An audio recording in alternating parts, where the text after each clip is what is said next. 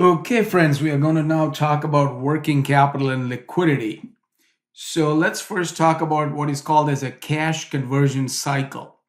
A cash conversion cycle basically tells us how long it takes for us to recover our initial cash input or initial cash investment in the regular day-to-day operation of the business. So, for example, we put in $1,000, purchase raw materials with this $1,000, and I'm keeping things simple. So we are not processing this raw material or anything. We are just simply going to resell it.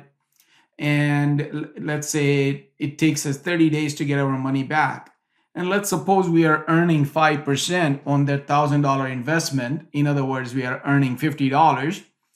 If it is taking us 30 days to get that $1,000 back with our profit of $50, then we are going to be able to turn over this $1,000 12 times in a year, 30 days each time and 12 times approximately in a year. So our 5% return basically turns out to be 60%, 5 times 12, or 60% per year. So that is the idea behind cash conversion cycle.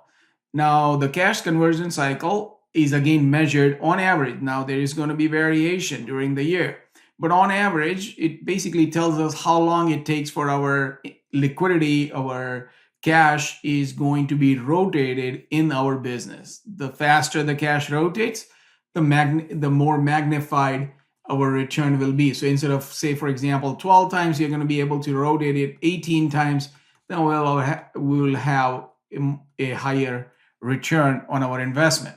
Now, this cash conversion cycle, basically again measured in number of days, is days of inventory on hand. How many days do we need to have our inventory before it is sold? So again, on average. And then how many days do we take for collecting those accounts receivable once we sell it to our customers? Supposing we extend credit to our customers, how long it takes for us to collect those accounts receivable. So that is this second component. So number of days of inventory plus days sales outstanding. So that is your collection period. And then finally, some portion of this investment is going to be financed by our accounts payable. And that is why we have a negative sign. It is offset by credit extended to us by our suppliers. So if our suppliers basically, allow us to pay back the invoices, let's say in 15 days, well, the days payable outstanding will be 15 days.